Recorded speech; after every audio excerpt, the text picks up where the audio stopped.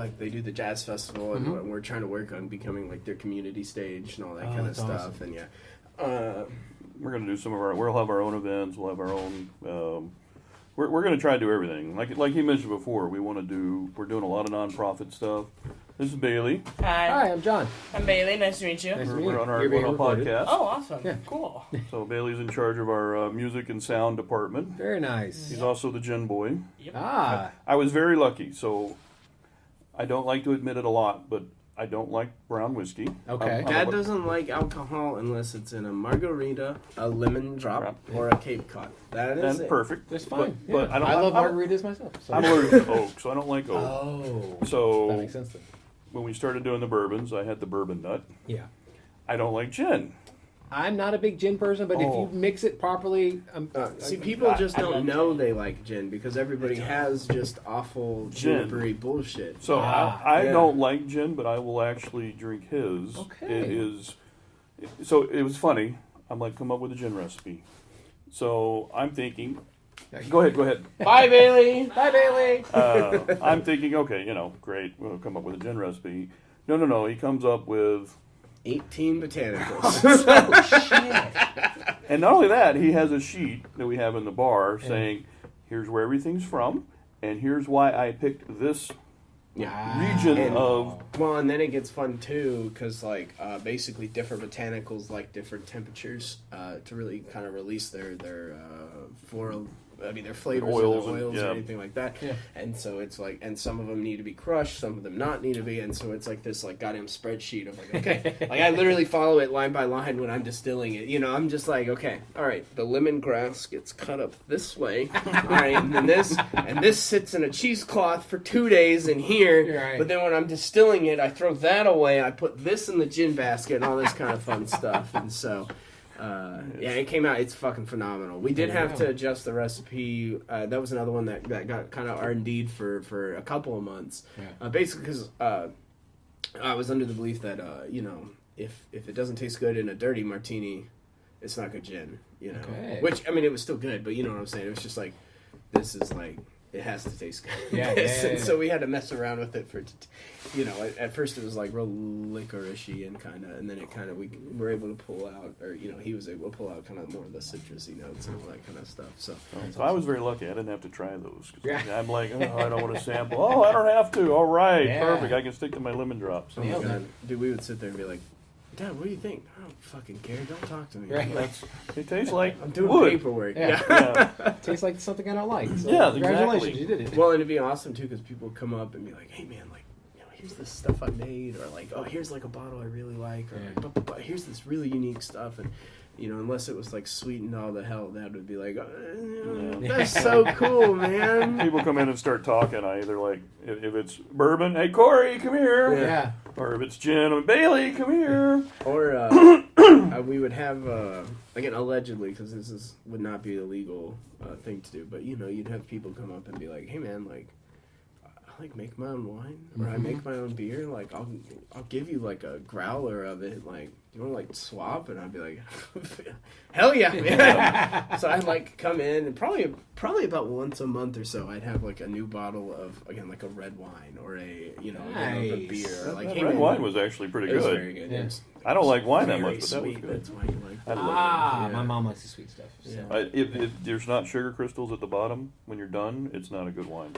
That, So Stella Rosa is Oh, high that quality is beer. Stella Rosa, Well, and some they- ice cubes. They have the perfect screw back on cap. So I think that's perfect. I went over to my friend's dad's the other night, and he used to make his own wine, allegedly.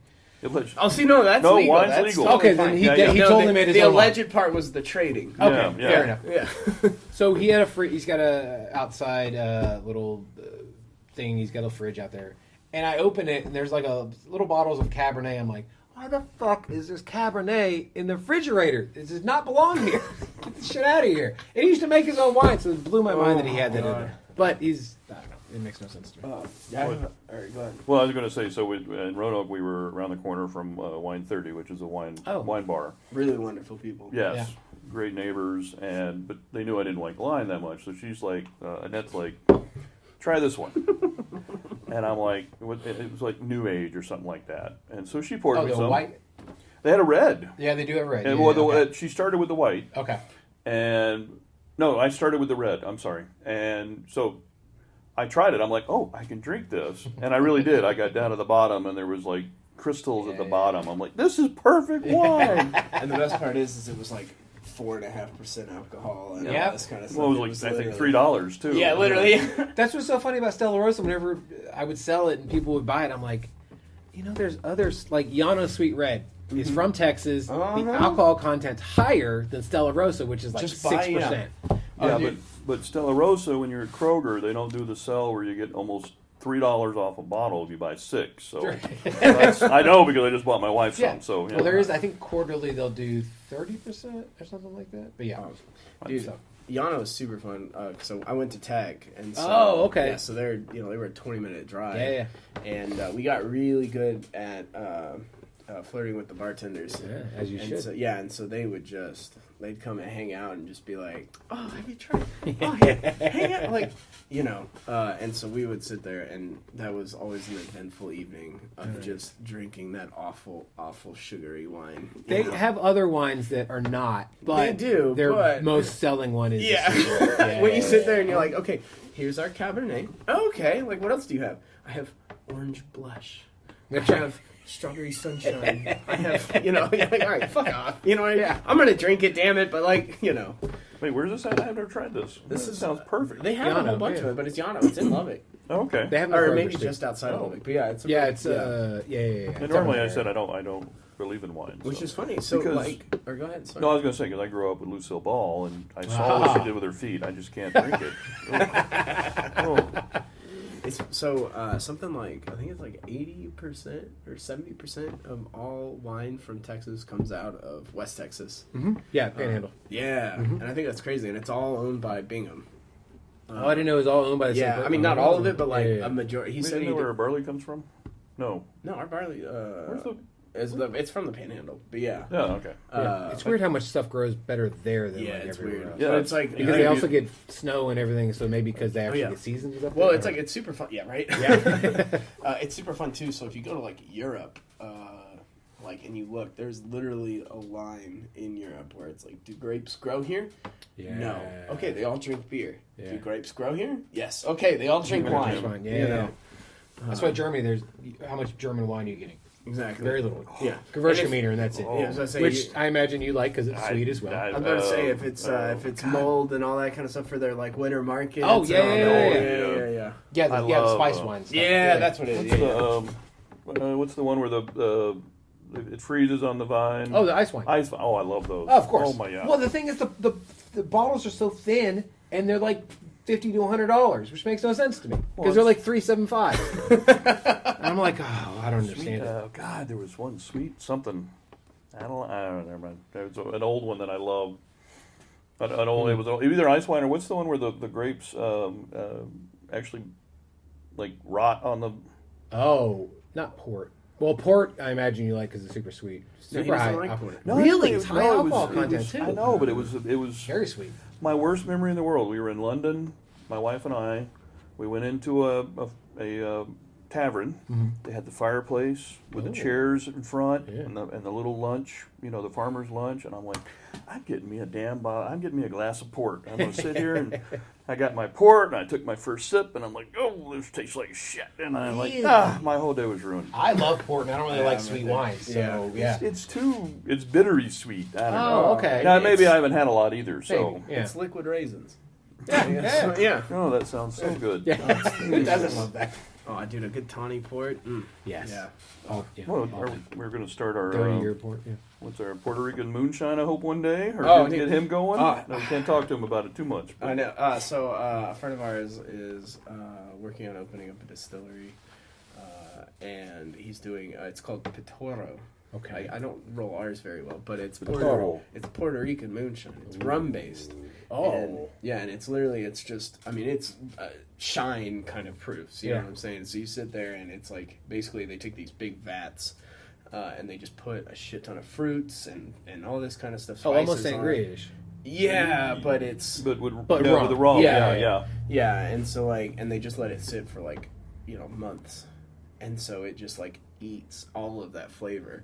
And so it turns out, and it is like, again, it is aggressively proofed. Yeah. But it is like it's one of those things that like I've gotten small samples of it, and like you sit there and you're like, 100 proof. Yeah. Okay. All right, let's do it. Small sips. You know what I mean? Because it is He's made a dangerous. tamarind Blend. Yeah. And I'm like. Um, That was like, oh my god, this is amazing. Yeah, it's awesome. So, so we're kind of, I'm really excited. I'm not going to blast names yet because I don't know, for sure. but I'm really excited. Though it was funny, like I sat there and there was a Puerto Rican family who came up here and I was telling them about it and they're like, we haven't had that, in 30 years and all this kind of stuff. And I told at work, we've got a lady who's Puerto Rican and she's like, same thing. She was like, "Oh my god, I need a sample. Where is it?" And I'm like, "Well, hold on." There was one other distillery in the country who does it. Really? And he was funny. He was talking to him, and he's like, "Hey man, like, and so it's kind of like Pennsylvania or something like that." Because they had the small little family bar, right? Yeah. Yeah, because I had to look him up when she was telling me about it. Yeah, and so I sat there, and so he's talking. He's like, "Yeah." So I called him because he's like, "Again, I really want to do this." Yeah. And I was like, "Hey, like, how did you like kind of advertise yourself? Like, what did you do? Blah blah blah." And he's just like, "Yeah, you just kind of." He's like, I let one. The guy was also Puerto Rican. Everybody was Puerto Rican. It's just like he's like, "Yeah, I like let basically one other Puerto Rican know." That's all you gotta do. And he's like, and then I've been just blasted since. He's like, I've just been so busy, He's like, they just come out of the walls, Yeah. And so, like, I'm really rooting for him because the stuff is delicious, and I think what city he's gonna be out of? Do you know? he doesn't know yet. He's Okay. still looking around. He's still very much in his infancy. Gotcha. And so, yeah, I'm trying to be like, hey man, like, come. I have a still. Yeah. I can employ you. You can do it here. I can employ you for $11, and you can use them. Yeah. So, and you can sell it here too. It's okay. This shit's awesome. Nice. So, but yeah, I don't remember how we got on that one either. No. So we're just talking about the different stuff we want to, Oh yeah. Yeah. We're Yeah, up. We even tried well, we didn't. He did. We did try a tequila. God, or spirit. excuse me, Don't agave be damn spirit. sued, Yeah, damn it. sorry. Yeah, you can't. Yeah, it's No. technically it's not tequila. Yeah. Well, and then Same we thing were as like- champagne. No, it's not technically, champagne. even when he was done, it was not a tequila. Ah, but- okay. Yeah, so we I bought a whole bunch of agave syrup. I don't remember from where, but it was it's supposedly 100% blue agave. But the thing with blue agave is that there's very lax requirements to call it blue agave, Right. and so you can mix a whole bunch of green and all that kind of stuff in there, which kind of can mess with the flavor. But supposedly 100% blue agave. No idea. Good to know. And so I just did basically a rum with that instead of molasses and used a little bit of brown sugar.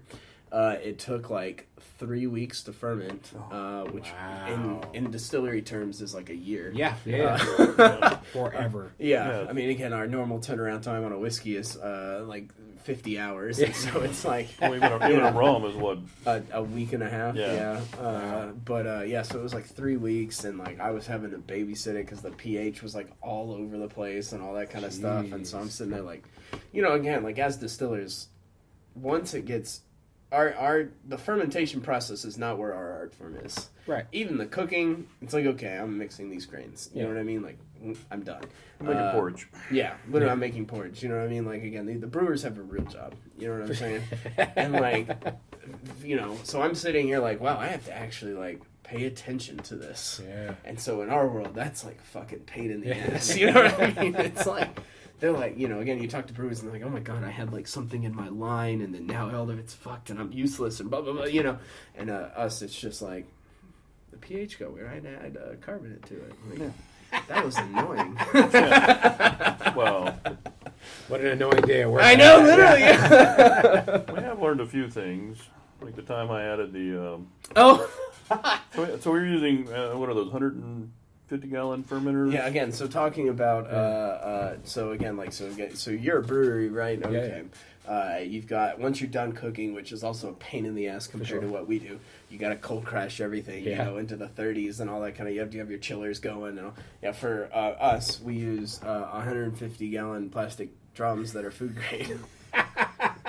My yeast likes 85 to 95 degrees, or 70 to 95 degrees. Wow. But I had one. It was crashing, or it wasn't fermenting right. So I'm like, oh, I need some more. It needs some Like food. just like a little DAP and all that kind of stuff. Yeah. So I'm like, I put it in there, but I didn't measure. I didn't have.